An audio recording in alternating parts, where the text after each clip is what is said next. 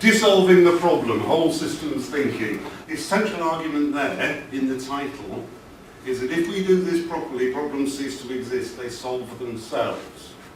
And they solve themselves by engaging other people in the process of solving them. So we don't have to be marvellous, brilliant geniuses at solving everything. We just get a bunch of people around the table and make the problem go away.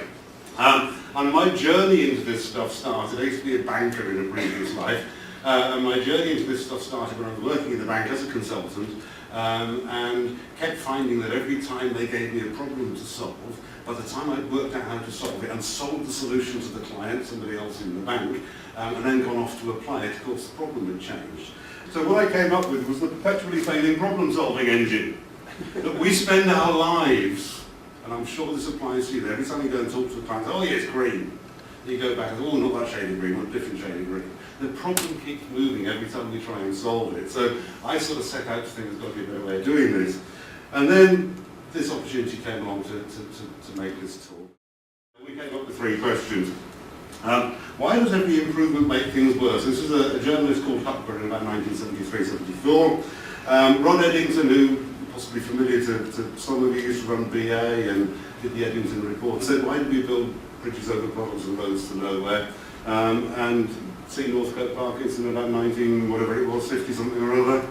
Asked why does work expand all the time available? And actually those are really, really good questions that tie into the sort of, a framework of thinking about systems ideas. When I first started talking about these ideas with my clients in 1990, whatever it was, I was often shown the door. So I thought we'd start with an example. Slam door trains. Again, if you remember the Bonzo Dog Doodah band, you probably remember slam door trains. And many, many years ago, 10, 15 years ago, they decided to replace them all. Lots and lots of ways of getting in and out of a train like that. We'll get rid of those. So we've got some nice new ones. They were safer, they don't collapse quite so badly when you crash them. They're more comfortable, but they have less doors. Because they have less doors, it actually takes longer to get in and out of them. You've got to wait for the door to open. So old slam door trains, as you're coming into the station, open the door, hang out the side, as soon as the train stops, out. Now you have to wait for it to stop and the driver to push the button and the doors go. So we make things better, safer, more comfortable trains. But what we do is we increase the dwell time at every station stop along the way. And of course we tend to use these things for commuter journeys, so we have lots of station stops along the way. So instead of 2 minutes at a station, now takes 3. That means we've lengthened our journey times.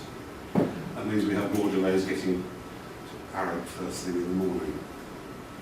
So we've made it better, and at the same time, we've made it worse.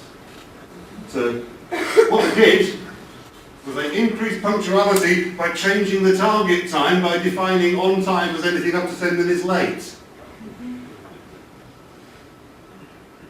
You only laugh if you don't commute a lot.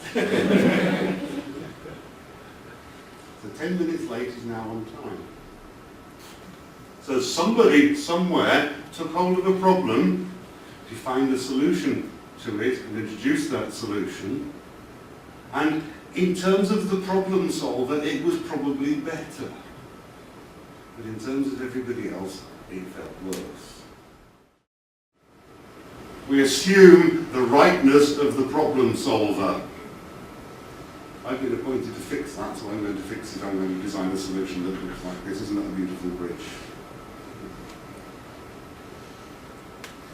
We assume the rightness of method, and we assume ownership of the problem. We assume that whoever the client is, A, has defined the problem adequately, and B, owns the right to fix it. And that's quite an interesting challenge in a complex society. It characterises the problem as actually being solvable. And actually not all problems are, in a direct sense, solvable as a one-off, finished, complete, never visited again.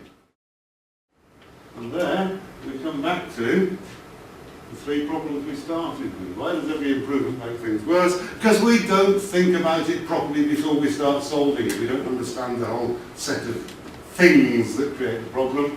Why do we build bridges over puddles and roads to nowhere? Because we don't actually embrace the multiplicity of views that apply to any particular problem. So When we solved it from my point of view, we've unsolved it from somebody else's. And why does work expand to fill the time available? Because ultimately, because we haven't done the first two steps properly, we actually don't know how to do the third step. So we just keep waiting and waiting and waiting and pushing and pushing and pushing until somebody somewhere decides for us.